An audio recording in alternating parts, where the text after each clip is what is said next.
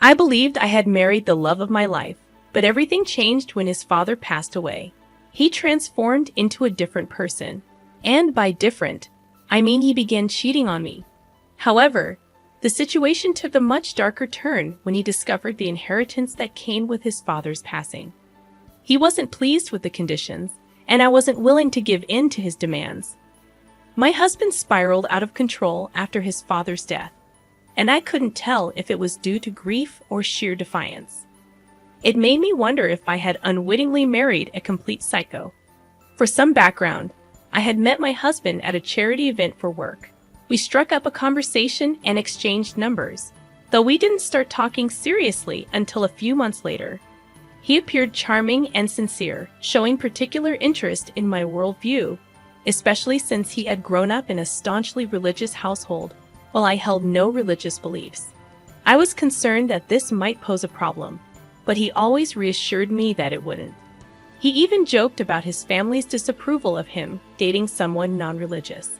Looking back, I wonder if this was his sole reason for dating me, given what I know now. After a year of seeing each other, he decided it was time for me to meet his family. I remember feeling incredibly nervous about how they would receive me, given my non-religious beliefs, especially his father. Aiden had described his dad as tyrannical, ruling their lives with an iron fist. He claimed that he missed out on many experiences due to his father's strictness during his upbringing. Needless to say, I was already terrified of his father before I even met him. We were headed to a small family dinner at their place, with only his immediate family present: his parents, his brother, his sister-in-law, and their child. When we arrived, his brother was outside on the phone, so I was introduced to him first, and he seemed friendly enough. The next person I met was Aiden's sister-in-law and her 3-year-old niece. They were both lovely, and we had a lot to talk about, especially since she also worked in event planning coordination. While we chatted, Aiden's parents entered the room, and he introduced me to them. I was taken aback when I realized who his father was. I won't reveal his identity, but his father was a prominent figure, responsible for a major charitable organization both locally and internationally. I had seen Aiden's parents at an event I attended, but he had never mentioned their connection to him. His mother appeared somewhat distant but not unkind. I later discovered that Aiden's mother had always been cautious around the girls he brought home because he had a tendency to be attracted to what he called the wild type. Surprisingly, Aiden's father was the complete opposite of what I had expected. He was genuinely kind and understanding, not bothered at all by my lack of religious beliefs. He explained that he valued kindness and principles in people, regardless of their religious background. During our conversation, he shared that Aiden's sister-in-law used to handle the foundation, but had become less involved after becoming a mother. He believed in not taking people away from their families, especially when their children were young. That's why he had outsourced the last event to me. Contrary to my initial assumptions, Aiden's family turned out to be ordinary people with a touch of religion in their lives. Aiden downplayed his father's acceptance, suggesting that his dad probably assumed it was just another phase during his college years.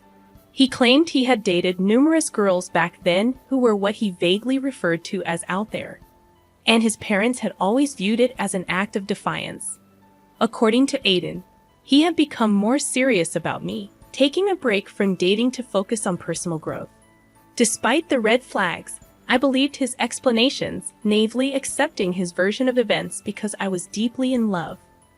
We continued dating for another year, and then he proposed.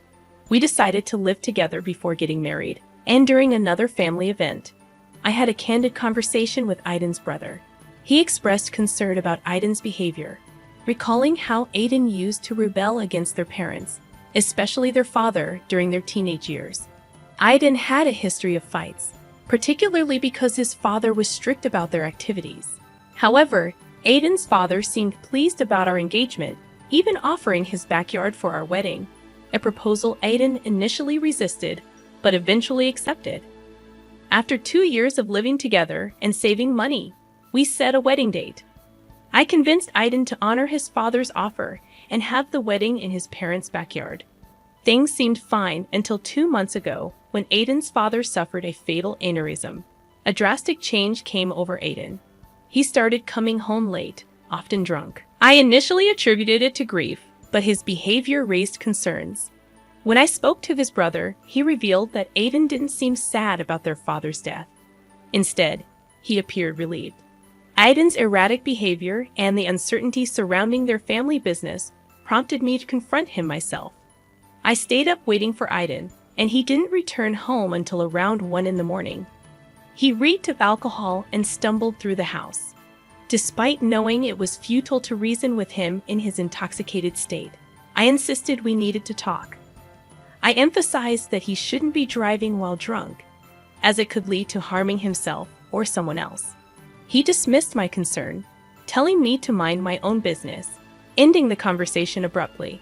There was no point in discussing anything with him while he was drunk, so I decided to go to bed. The following morning, I woke up to find him vomiting in the bathroom. Seeing he had sobered up slightly, I gave him aspirin and some dry crackers. I questioned his irresponsible behavior, to which he replied that now that his father was no longer controlling him, he felt free to do as he pleased.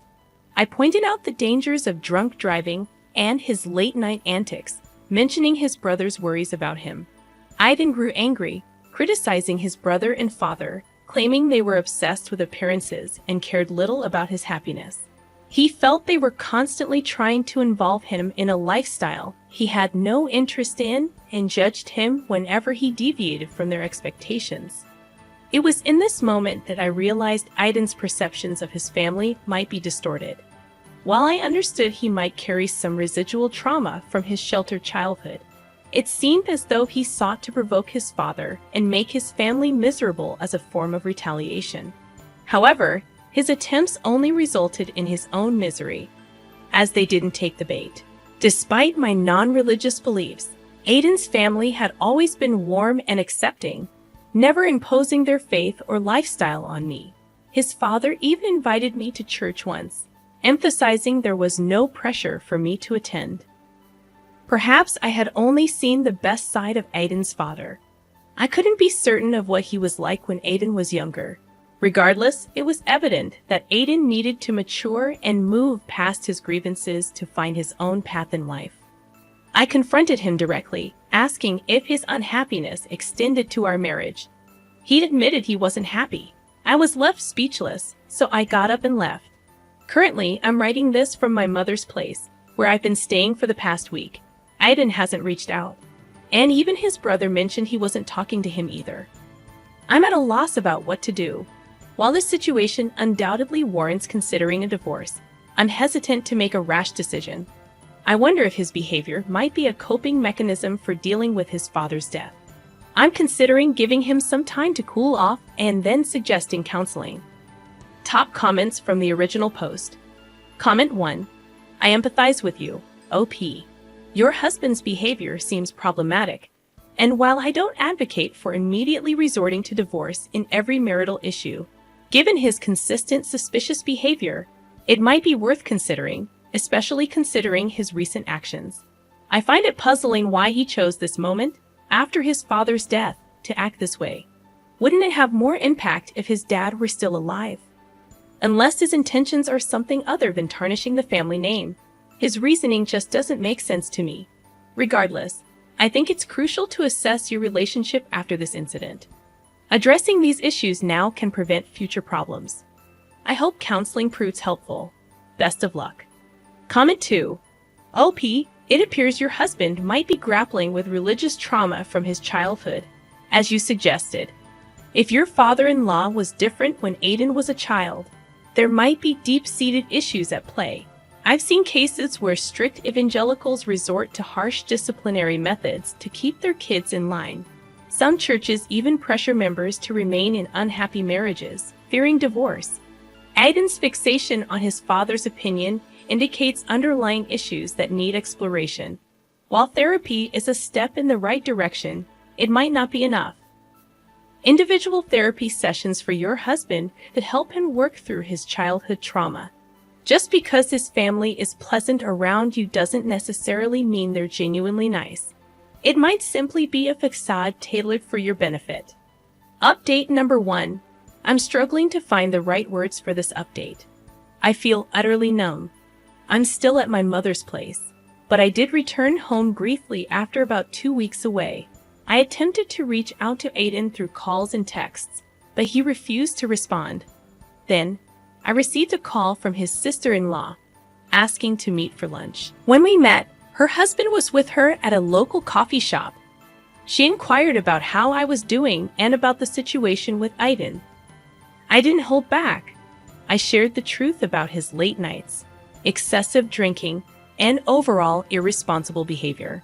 I explained that I had been staying at my mother's to give him space before suggesting couples therapy. Unfortunately, he hadn't been answering my calls. During our conversation, my brother-in-law dropped a bombshell. Aiden had been using the foundation's funds to indulge in expensive hotel rooms and escorts. When confronted, Aiden claimed he had inherited part of the foundation, justifying his spending. However, his brother clarified that matters regarding their father's will were still being resolved, and Aiden's claims were baseless. Aiden had also informed his brother that we were no longer together, citing my supposed move out as his justification. Of course, this was far from the truth. Aiden's brother and sister-in-law apologized profusely for the mess, expressing their disbelief. They had thought Aiden had settled down when he married me, just as I had believed. Aiden's anger toward their father, they explained, stemmed from their high school years, when he used to hang out with a rowdy crowd, engaging in activities that alarmed their father due to their family's tragic history involving a drunk driver. Grateful for their honesty, I returned home the next day and began packing most of my belongings. Aiden walked in while I was in the midst of it all, silent. He handed me an envelope containing divorce papers. He revealed that he was aware his siblings had told me everything and felt no remorse. He claimed the only reason he hadn't divorced sooner was to ensure he wouldn't be written out of his father's will. With his father gone, he asserted his newfound freedom. He offered me the house and informed me that movers would collect his belongings the next day. He planned to upgrade to something bigger and better with his inheritance share. I was so shocked that I couldn't utter a word. I continued packing silently, wanting to be away from him. Once I had loaded my belongings into my car, I drove back to my parents' place. I showed them the divorce papers and retreated to my room, where I broke down in tears. I couldn't comprehend the cruel turn my life had taken. Despite my unwavering commitment, he discarded our marriage as if it meant nothing. Tomorrow, I have an appointment scheduled with a divorce attorney. I don't intend to fight this. If he wants to leave, that's fine with me. Here's the second update for you all. And things have taken quite an interesting turn. I had my meeting with my lawyer, who ensured I understood the terms outlined in the settlement. I would keep the house, and we would each retain our own assets, including wedding rings and gifts. Since we didn't have a joint bank account, there were no financial complications to resolve. Honestly, I might end up selling the house. There are no good memories associated with it anymore. Since then, I've been trying to move past this situation. I'm still staying at my parents' place for now. They seem happy to have me around, or maybe they're just trying to cheer me up. I plan to leave after selling the house and find something smaller. Now, here's the intriguing part. Out of nowhere, I received a call from Aiden's brother. We engaged in some normal small talk, and then he asked if I was free the following Monday. I was, so he insisted I join them for a meeting with their dad's lawyer to finalize his estate matters. I was unsure of my involvement, but he insisted I should come and assured me that he'd make sure Aiden wouldn't speak to me, and that we'd be seated far apart. Reluctantly, I agreed. On Monday morning, I arrived at the lawyer's office. Aiden's brother, now my former brother-in-law, met me outside and thanked me for coming.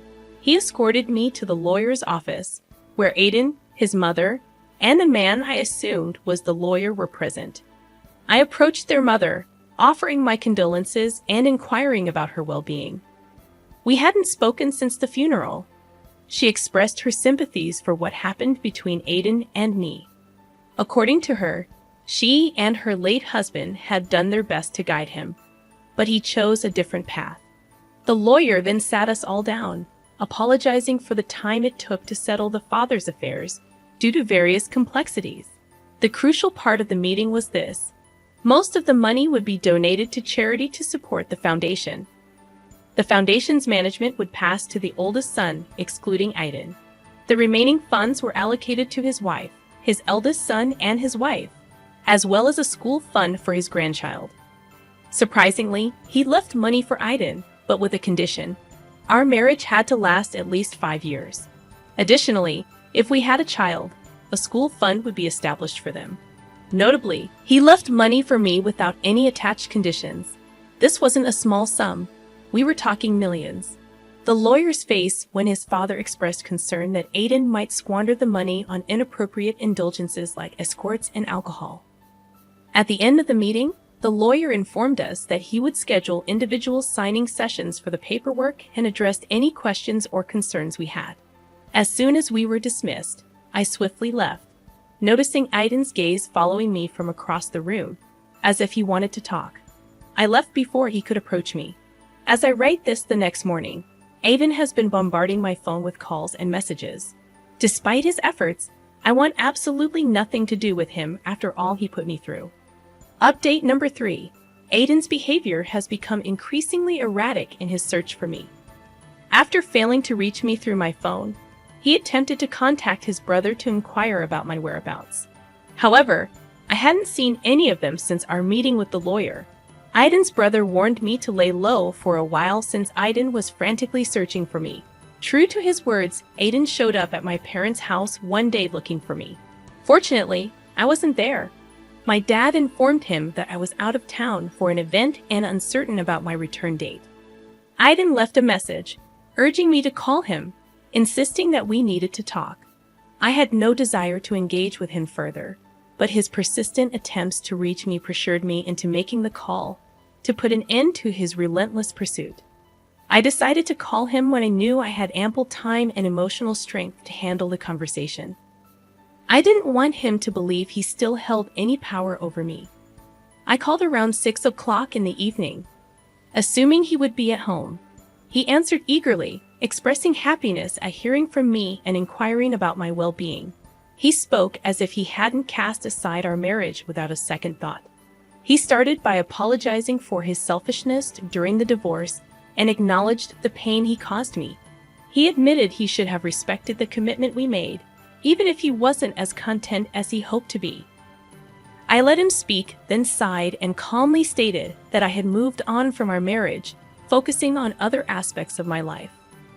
I then confronted him, asking for the real reason he was checking up on me. He swore it was merely to reconnect, how I was doing, and if we could have more conversations in the future. I responded with a straightforward no, and made it clear that if he only called to check on my well-being, there was nothing else to discuss. He urged me to wait, and then finally, the truth emerged. Aiden admitted that filing for divorce had been a mistake. He confessed that he had been naive and driven by his resentment towards his father, and that he didn't mean the hurtful things he had said to me. He expressed a desire to work things out and suggested going to counseling, but I reminded him that my attorney had already filed the paperwork.